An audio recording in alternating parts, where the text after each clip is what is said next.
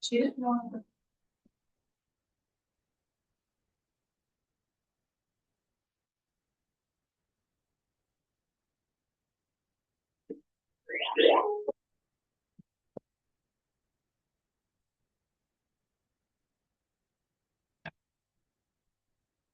Okay, today and tomorrow, and then we're done for a week. That's nice.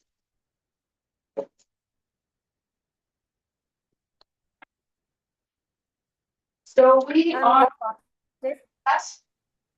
Sorry it's kind of late notice, but I might have to miss some of literature and composition today. I'll probably be here for all of religion, but we have to take some of our goes to an auction. I don't know exactly when we're leaving or when we're coming back, but I might have to go at some. Okay, thank you for letting me know, and then just tune into the recording to watch what you missed. Okay. Have you done that before? Have you been on our YouTube channel before? I think I've done it once or twice. Okay, so you have the link. I think so. Very good. Where were we? We were with Saint Gall, the disciple of Saint Columban. And where did Saint Gall go? All over.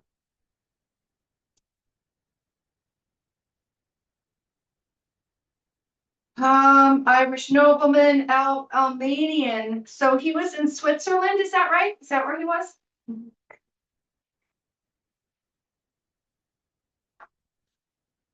An ivory cover with scenes from the life of Saint Gall by the monk Tuotilo. The center panel represents the Assumption of the Blessed Virgin, while the lower one is shown Saint Gall giving a piece of bread to a bear that had carried wood for him. Huh. We had just finished page 208, is that right? Yeah.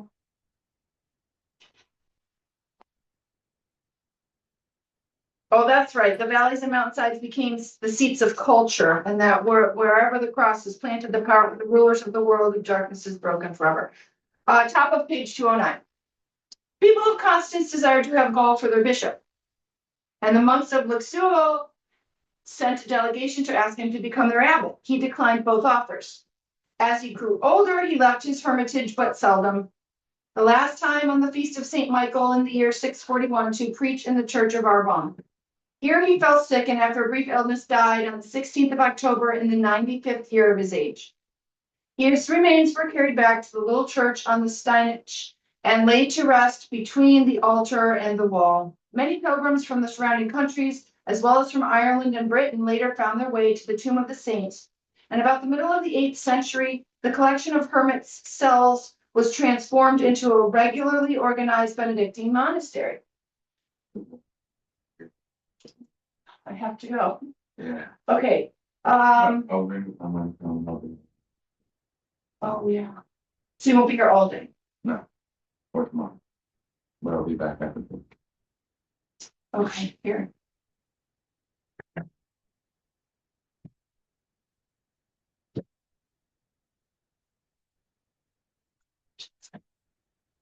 Do it.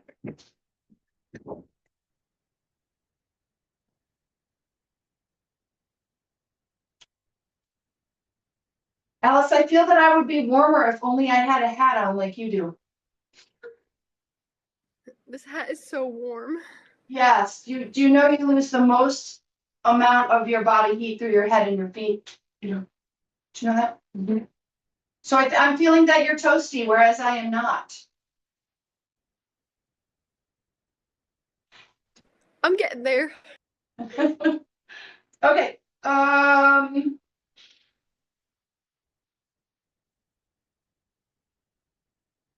Many pilgrims from the surrounding countries, as well as from Ireland and Britain, later found their way to the tomb of the saint. And about the middle of the 8th century, the collection of hermits' cells was transformed into a regularly organized Benedictine monastery. Oh, I see. Like the monks came to honor his tomb and ended up staying. Like planting themselves as monks near his tomb, and then finally there were enough of them that they turned it into a monastery because there were already enough monks there. Wow.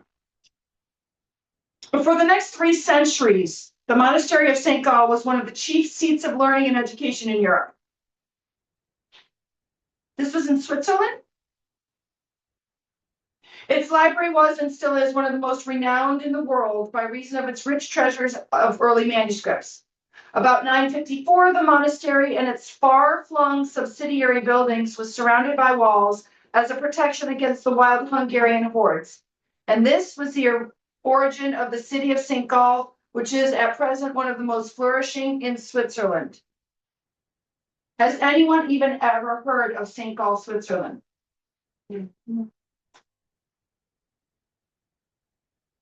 It comes up right away when you do a search, St. Gall, Switzerland. Wow. Look at this.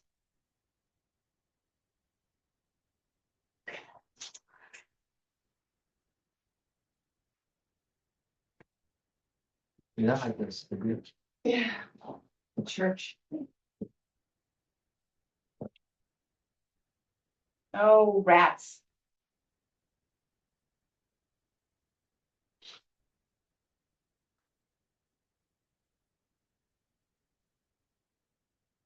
Look at that. That top picture with the mountains in the background. It's very interesting. Has anyone ever been to Switzerland? Never been to Switzerland. No. Does anyone want to go to Switzerland? I do now.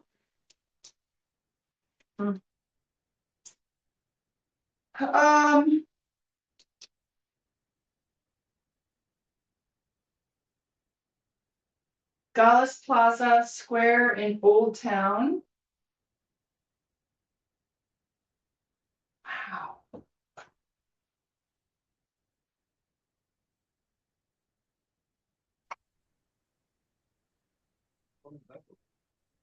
Yeah.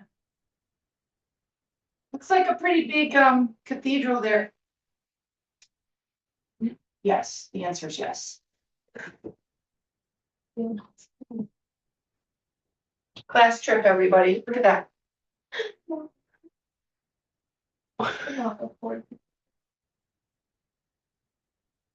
Yes. Let's go.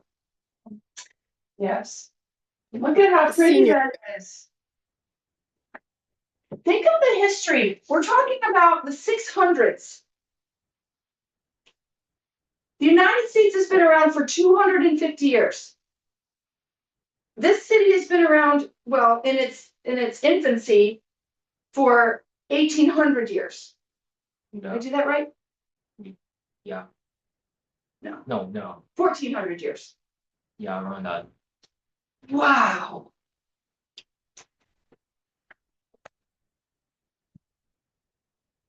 Ready? To Ona.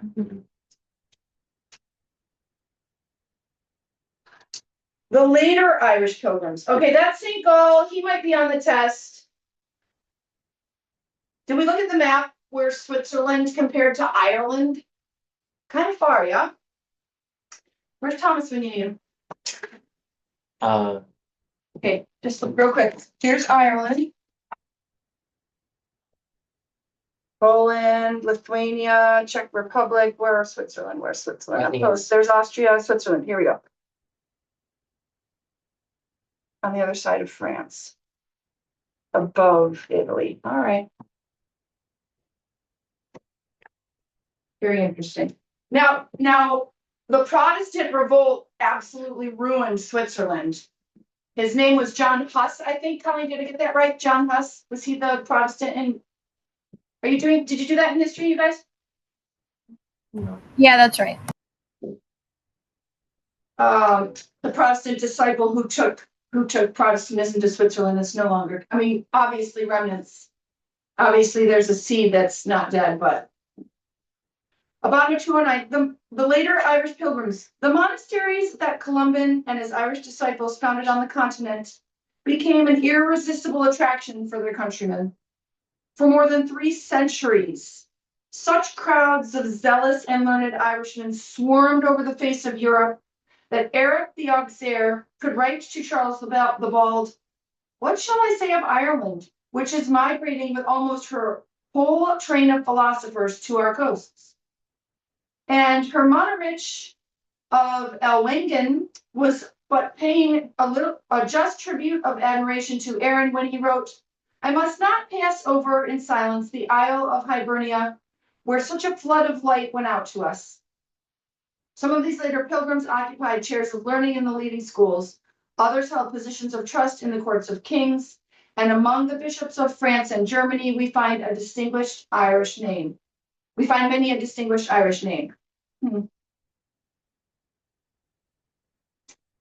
Number 3, the Irish missionaries in England. Let's see what number 2 was. St. Columban, and number 1 was St. Columba. Okay, St. Columba, St. Columban, and now we have the Irish missionaries to England. So far, the Irish missionaries have gone to France, Germany, Switzerland,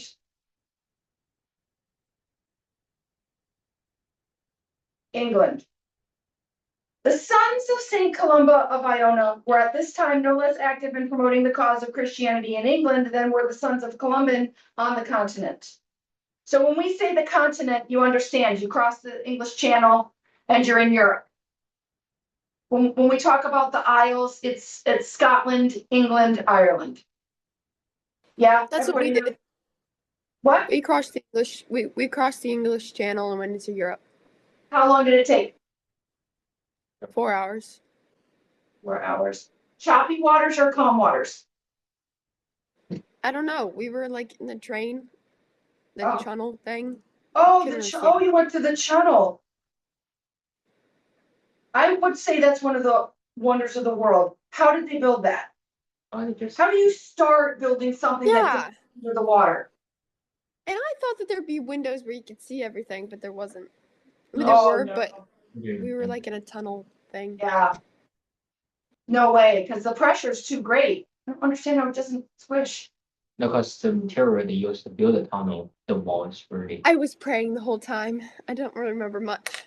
4 hours? You prayed for 4 hours? You prayed for your life for 4 hours? Oh, I slept the whole time. I usually sleep through stress. So Oh yeah, by the way, do you know that somebody swam that across the Irish Channel? yeah, I mean, English Channel? yeah. St. Aidan, the apostle of Northumbria. We saw above that Christianity, after a most auspicious beginning, was stamped out in the north of England by the victory of Penda, the pagan king of Mercia, over Edwin of Northumbria in the year 633. If I say St. Columba, what year do you say? He was born in 521. And when he was 42, he I went was to gonna say Northumbria. 600. Okay, so a little under that, 421 plus 42, so like 563. 563, so fast forward 70 years. But it was not long before missionary enterprise was resumed. Oswald, Edwin's nephew, who had passed his youth as an exile in Ireland, or in the Irish colonies in Scotland, returned in 634 to establish himself as king of Northumbria.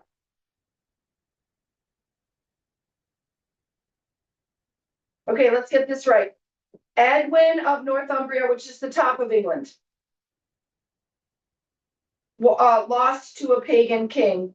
And then his son, who was banished because his father was defeated, was banished to Ireland, and then he comes back. Anxious to restore the faith in his dominions, he asked the monks of Iona to send him a bishop. The first man they sent was of a harsh disposition, who despised the Saxons as intractable, stubborn, and barbarous. He met with no success and returned to Iona. Another monk was then consecrated and sent to England in his place. This was Aidan. Oswald made a grant to Aidan on the Isle of Lindisfarne, known as the Holy Island in the North Sea, opposite the royal residence of Bamborough.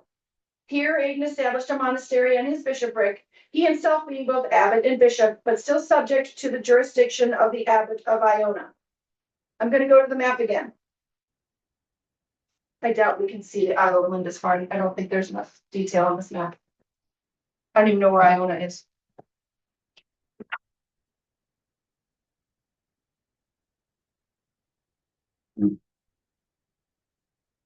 There's Inverness.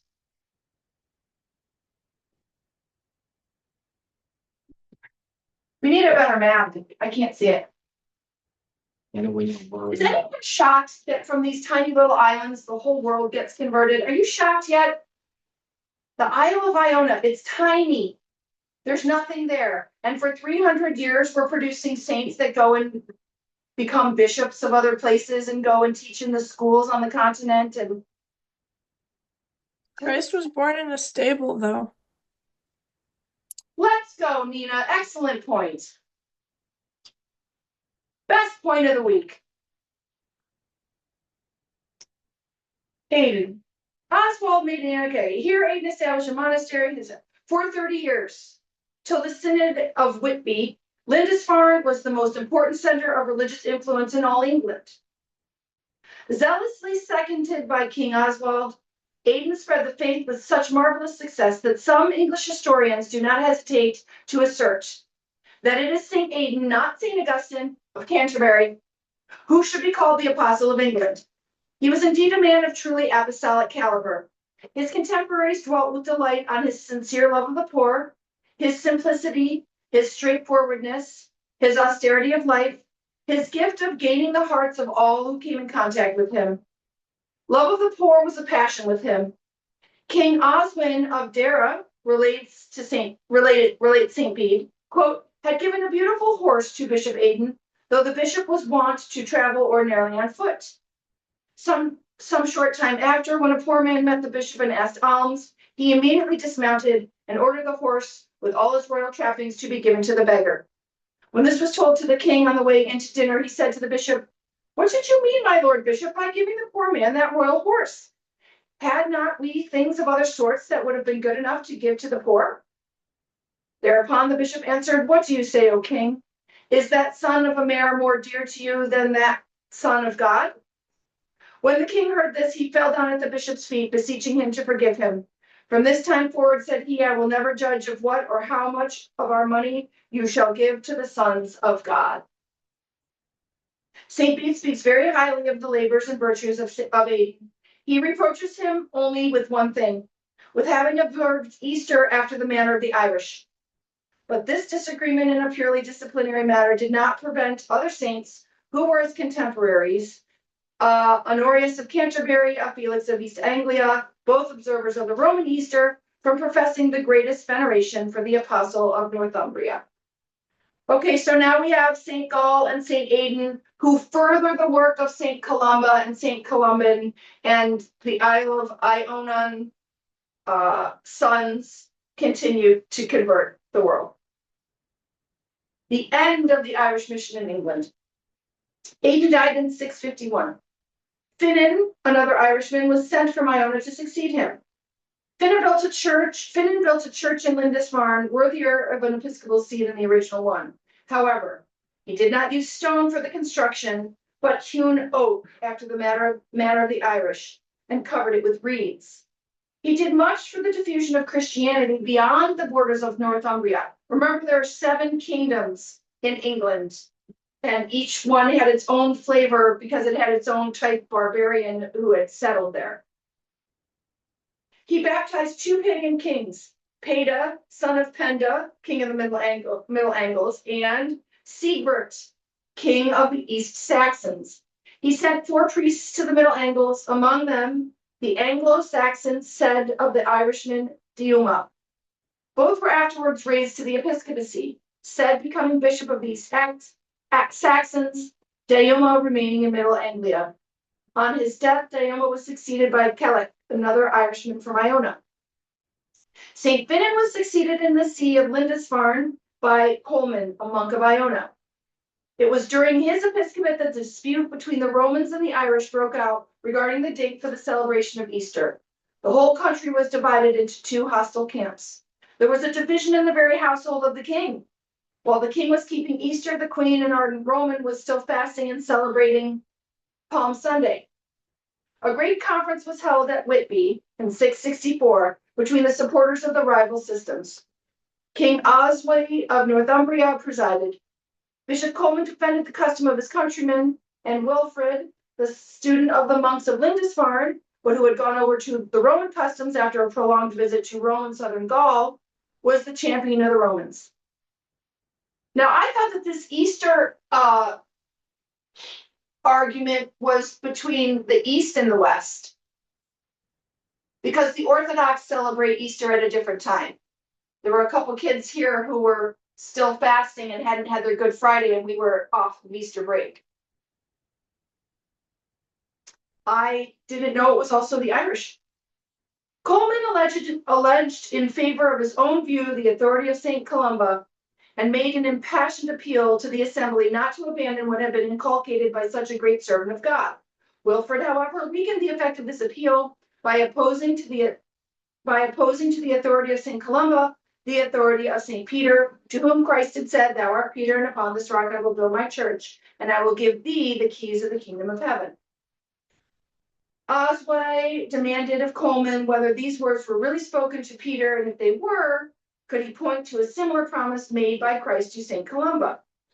Coleman was obliged to admit that to Peter alone was this promise given, whereupon Oswy promptly closed the discussion by deciding in favor of Rome. But he did not dare to resist the doorkeeper, lest perhaps, when he presented himself at the gates of the kingdom of heaven, there should be none to open them to him. Coleman and his monks, about 30 of them Northumbrians, rather than abandon the practice of their founder, returned to Lindisfarne, raised up the bones of their saintly dead, bade adieu to the monastery and the church they loved so much, and set sail for Ireland. What does raised up the bones of their saintly dead mean?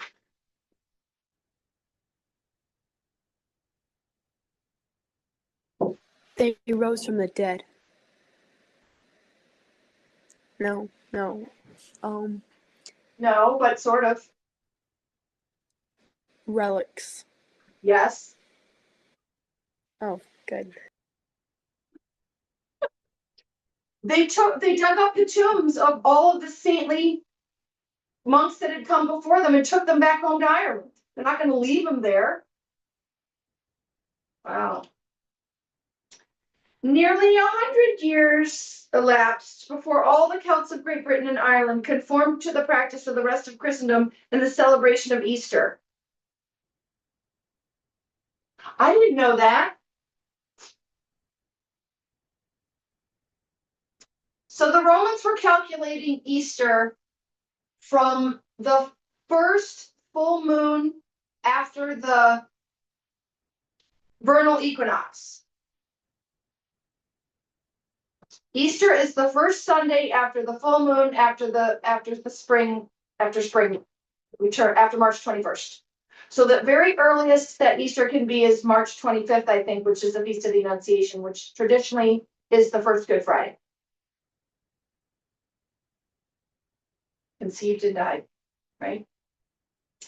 Now I'm trying to think of how the other ways can be computed.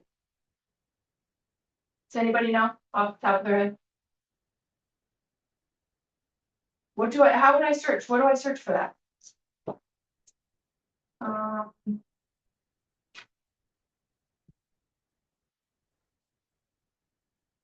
Ancient dating of Easter.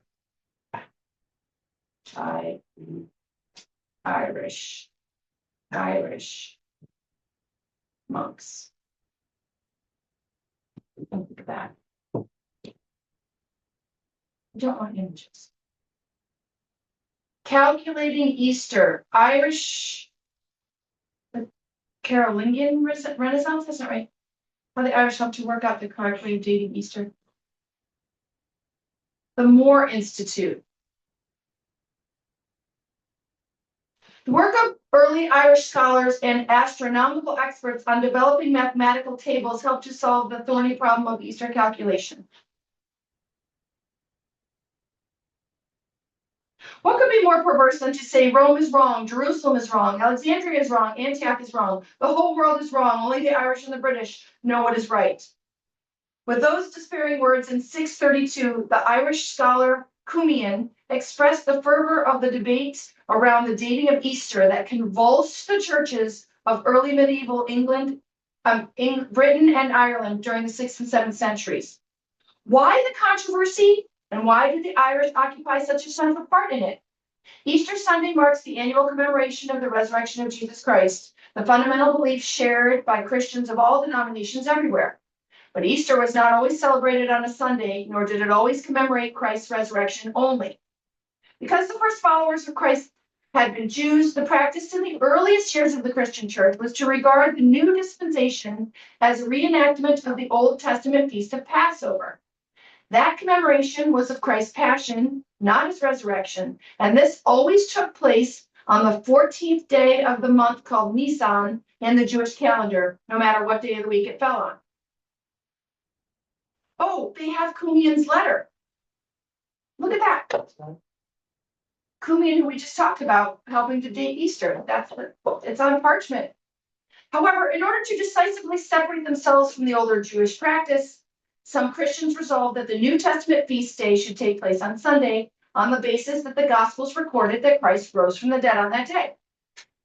There is an irony in the fact that an older custom was replaced by a newer one, and adherents of the earlier practice were condemned by later fellow Christians as heretics. Quattrodecimians, those who celebrated on the 14th of the moon, 14th day of the moon. It was an accusation that came back to haunt the Irish long afterwards. Until the 18th century, the Synod of Nicaea in 325 AD was believed, wrongly, to have laid down the rule for Easter reckoning that we all follow today. Easter is the first Sunday following the first full moon after the spring equinox, with the earliest possible date being March 22nd and the latest being April 25th. From the 3rd century, attempts were made to provide mathematical tables that could provide dates for Easter into the future, so that distant churches could be informed of a date in good time every year.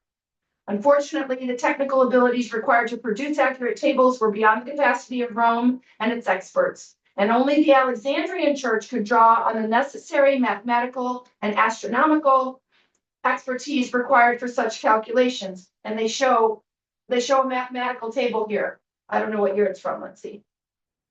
From 684. Many different tables were proposed and discarded over the years. By the late 4th century, the Church of Alexandria was claiming that it had been designated by the Synod of Nicaea as the official provider of canonical dates. And whereas Alexandria reckoned its Easter dates in accordance with a 19-year Metonic solar cycle, Rome and the rest of the Western Church persisted with versions of a different cycle based on multiples of 28 years. By 600 AD, 3 different Easter tables prevailed.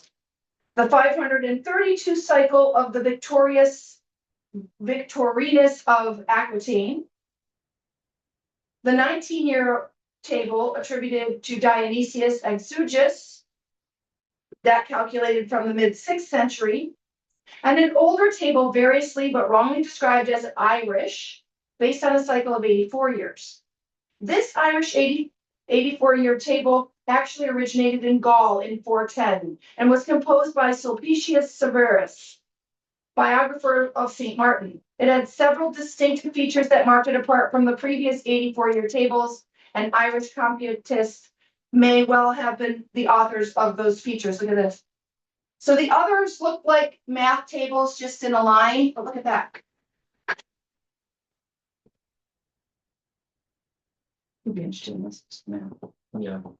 Look at that. Oops. That's so complicated. Yeah. This is also the way that the ancient Chinese calculate the dates. Like this? Yeah. But calculate dates to what end? Like, where's the starting point? I don't know. I think the starting point is a Chinese New Year, traditional New Year, and then after like 365 days is another new starting. Okay. The first hint of trouble was the Irish version of Easter came in 600 AD when the famous missionary Saint Columbanus arrived on the continent. He found that Irish practices differed markedly from what was current in Gaul, not least as regards the calculation of Easter. Deciding to get his retaliation in first, he fired off a letter to Pope Gregory the Great. Remember, Pope Gregory the Great is the one who sent Saint Columba in the first place. Equally remarkable for Baroque Latinity and studied insolence, the letter roundly criticized the Pope for advocating the use of Victorinus' table, something that had been examined by Irish scholars and mathematicians and been found more worthy of pity and ridicule than of authority.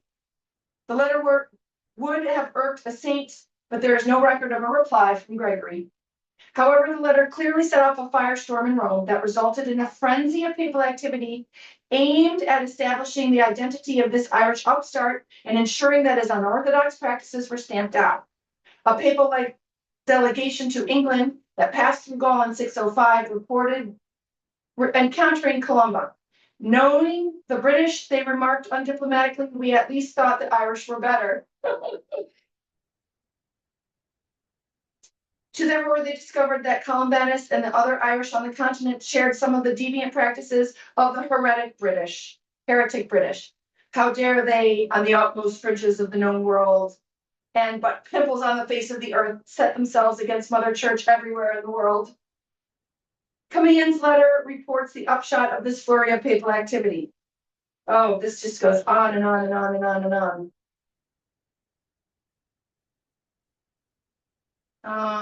Oh. I'm serious. When I say Iona is just a little rock, that's Iona today. Is there lots of buildings now? Look, it's just a teeny little island. Yeah, I'm serious, there's Iona.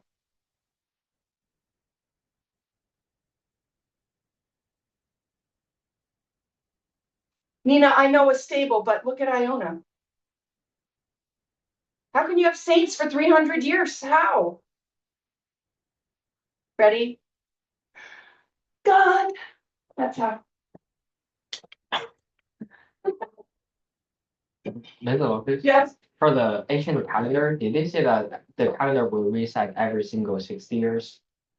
No, there were like 3 different calendars that reset. One was 200 and something years, one was 84 years, and one was, I don't know what they are. But they have, for the Chinese one, the calendar just keep on resetting every single 6 years. 60. 60. Yeah. Whether as a result of urgings to conform with Rome or of trial and error with the rival tables, most Irish churches had apparently abandoned the old Irish practice and adopted either the Victorian or the Dionysiac Easter tables by 700. Only one church held out to the last. Iona. In fact, Iona and its satellite monasteries in Western Scotland and in Ireland only abandoned their 84-year Easter tables in 716, apparently persuaded to do so by an Anglo-Saxon cleric, Ecgbert, who had retired to Iona. According to the Venerable Bede, so I've mentioned Venerable Bede 1,000 times. He is one of the preeminent historians of the early Middle Ages. We read a little book on him when I was in homeschool. And no one ever knows why he didn't get to be Saint Bede. Is he Saint Bede?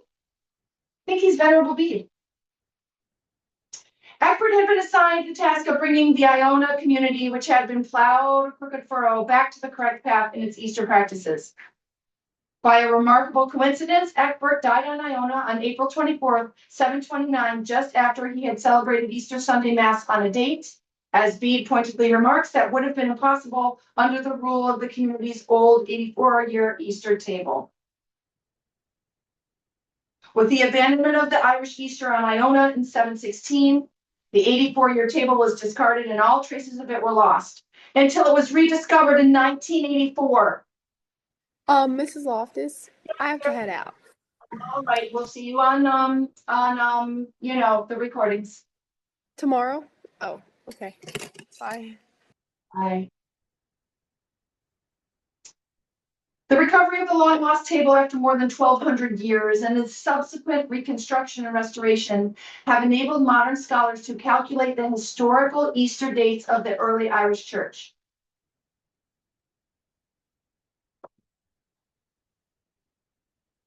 That was just cool.